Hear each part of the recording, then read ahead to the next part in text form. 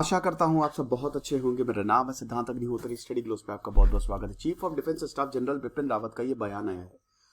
इन्होंने बोला है कि भाई देखो, हम कश्मीर को बंद कर सकते हैं अगर अटैक्स नहीं रुके। तो काफी बड़ा बयान है ये। दोस्तों, मैं नैनीताल आ रहा हूँ। ट्यूसडे वेंसडे को मैं नैनीताल में रहूंगा। अगर आप मुझसे मिलना चाहते हैं इंस्टा पे मैसेज कर सकते हैं, नहीं तो आप मुझे मेल कर दीजिए स्टडी ग्लोस 12 पे। और हमारा शानदार वीडियो ऑन डिमांड कोर्स, ये बैंकिंग का कोर्स है, 450+ घंटे का कंटेंट है। व्हाट्सएप नंबर आपको दिया हुआ है, तो यहाँ पे आप जानकारी ले सकते हैं और इस पे आप कॉल भी कर सकते हैं। तो जनरल बिपिन रावत जो कि हमारे चीफ ऑफ डिफेंस स्टाफ हैं, उन्होंने बोला कि देखो, 370 के बाद आर्टिकल 370 5 अगस्त 2019 को स्क्रैप किया गया। उसके बाद आपको पता ही है कि 1 साल तक कर्फ्यू लगा दिया गया था और पूरा मिलिट्री के हाथ में ही सब कुछ था। बड़े बड़े नेताओं को नजरबंद किया गया। अब इसमें काफी बवाल हुआ कि ऐसा नहीं होना चाहिए। सरकार कहती है ऐसा बहुत ज्यादा जरूरी है, बाकी लोग कहते हैं ये तो फ्रीडम ऑफ स्पीच का हनन है, ऐसा नहीं होना चाहिए। तो बहुत बवाल हुआ, लेकिन अल्टीमेटली अब चीजें नॉर्मलसी की तरफ जा रही हैं। धीमे धीमे कश्मीर को खोला जा रहा है और अब चीजें नॉर्मल हो रही हैं। तो यहां पे जनरल बिपिन रावत ने बोला है कि आर्टिकल 370 के बाद जिस तरीके का बंद किया था वैसा ही अब कुछ हो सकता है, क्योंकि देखिए अभी हाल ही में आतंकी हमले बहुत ज्यादा बढ़ गए हैं और इन्होंने पाकिस्तान के ऊपर आरोप लगाए हैं कि पाकिस्तान की ही वजह से ये डर का माहौल पाकिस्तान फैला रहा है।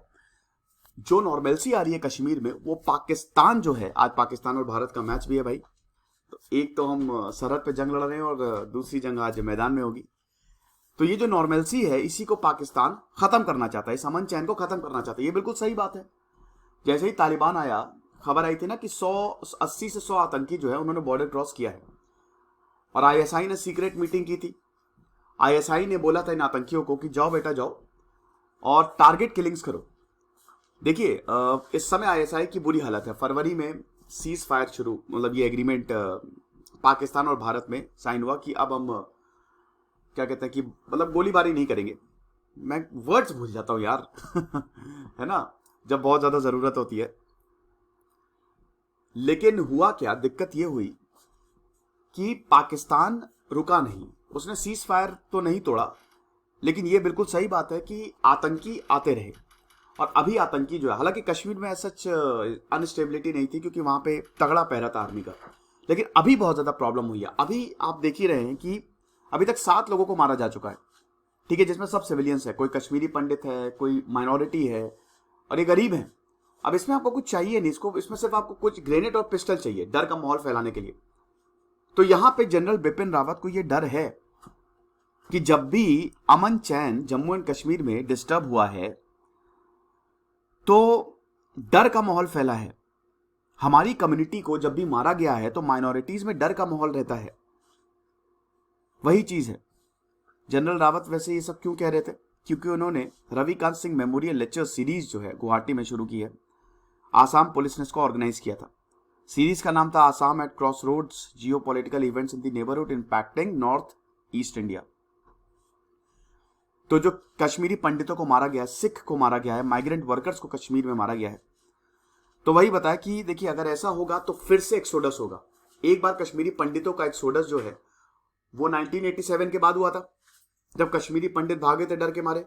क्यों डर के मारे भागे थे? क्योंकि वहां पे आतंकवाद, कश्मीर में आतंकवाद अपने चरम पे था। ढूंढ ढूंढ के पंडितों को मारा जा रहा था। तो अब ऐसा नहीं होना चाहिए ना। डर के मारे आप नहीं जा सकते, आप रहिए, लेकिन ये रहिए तो क्या है, कैसे रहिए? कौन गारंटी देगा इनकी जान की? पुलिस और आर्मी, यही तो हमको बचाएंगे। आपको गारंटी चाहिए ना, ऐसे कैसे हो जाएगा?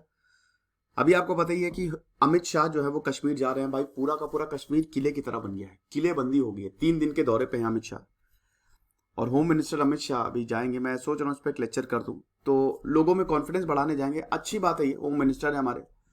इससे क्या है ना कि कोई अगर बड़ा आदमी ट्रैवल करता है तो इसमें लोगों में कॉन्फिडेंस आता है कि भाई सरकार तो कम से कम हमारे साथ है। तो वही है कि एडमिनिस्ट्रेशन को, ये सिचुएशन को अंडर कंट्रोल करने जाएंगे।